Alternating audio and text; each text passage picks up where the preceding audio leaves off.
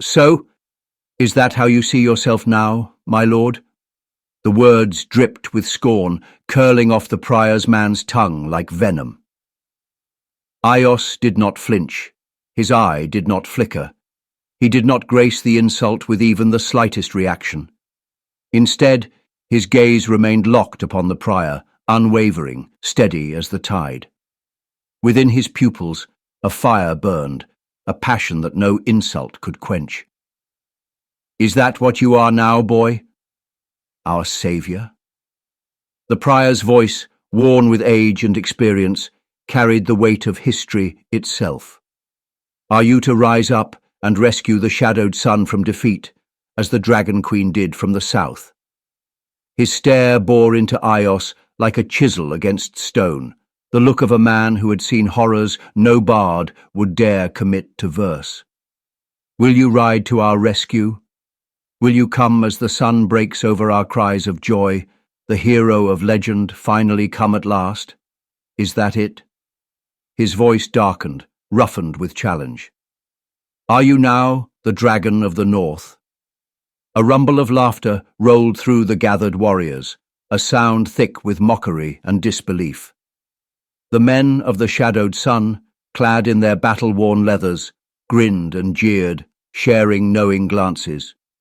Yet, in the center of it all, Aios and the prior sat in stillness, locked in a silent battle where neither words nor steel could yet decide a victor. Aios inhaled slowly. The air was thick with incense, with the remnants of wine, with the sweat and breath of men who had seen war and yet did not know the storm that loomed. His fingers curled over the pommel of his sword, not in threat, but in promise. Now is the time, Aios said, his voice steady, measured, yet carrying the weight of something undeniable.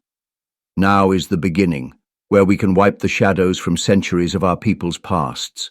But we must stand together, or the shadow will consume us all. The shadowed sun cannot stand alone any longer. The prior of the shadowed sun leaned forward, his hood casting deep shadows over his lined, battle-worn face. The flickering torchlight made his features seem ancient, carved from the very stones of the keep itself. When he spoke, his voice was low, carrying the depth of one who had stood in the face of darkness too many times to believe in simple words. You do not see, King Aios, he said, his tone laced with a disdain that cut like a honed edge. You do not understand. He let the words settle, let them carve into the arrogance of youth, before pressing on. The shadow is not merely a gathering storm, it is the unmaking of all things. The shadowed sun has held that storm at bay since the schism. It is our strength that has kept the lands from crumbling into ruin. Your crown will not shield you. Your warriors will not stand against it. This Lord of Mounds you speak of will not stand against it. And when the last embers of the sun are swallowed, your name will be forgotten, as so many before you have been. Aios did not move. He did not blink. He let the words strike him, let them weigh upon him, but he did not buckle beneath them. Instead, he exhaled, slow, steady, unshaken.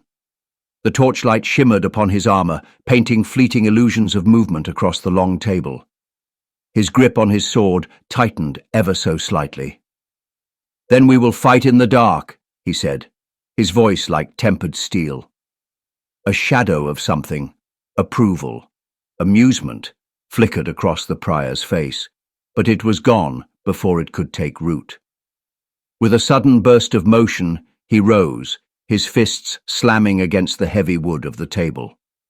The impact rattled the goblets, sent the remains of wine splashing across the surface.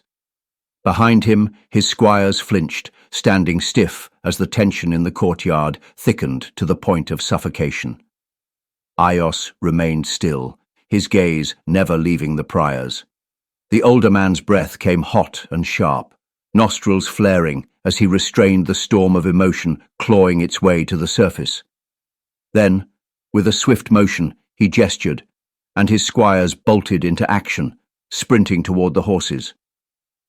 The men of the shadowed sun and the Aios stood now, facing one another across the courtyard, the air between them crackling with the weight of the moment. Two tides poised to either clash or converge. A deep, humorless chuckle rumbled from the prior's throat as he turned, mounting his horse with a practiced ease. His broad shoulders seemed to carry the weight of history itself. Still, he did not yet leave. "Prove your worth in the south," he said, his voice edged with finality. "Then perhaps our talks will resume." With that, he pulled at the reins, urging his horse forward. But Aios was not finished. He took a step forward, raising an open hand high into the air. "When the 5 kingdoms stand together," his fingers curled into a fist, trembling with fury, with resolve, "the land will stand strong." The prior pulled his horse to a stop. Slowly he turned, his eyes locking once more onto the young king who dared defy history. As one, the Aios slammed their fists against their breastplates, the sound ringing out like a war drum across the open field.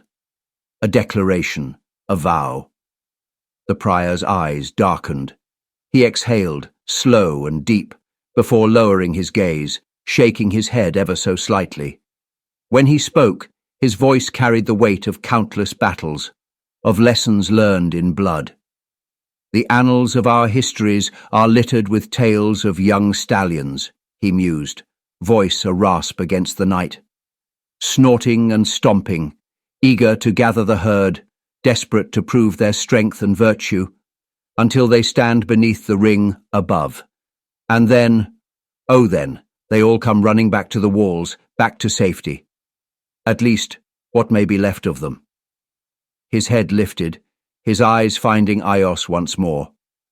This time, there was something different within them, something unreadable, something just on the edge of belief. "But you..." The prior exhaled, studying the young warrior before him. "You are different than those who have come before." Aios did not waver, his chin lifted, his stance unshaken. "And why is that?" The prior gave a slow, deliberate nod. "Because you," he said, his voice no longer laced with disdain, but with something deeper, heavier, "are the dragon of the north." Aios did not smile easily, but as the prior turned his horse to ride away, a small, knowing curve touched his lips. For the first time he knew, when the shadow came, it would not go unanswered. For the first time, he knew that a new light was rising.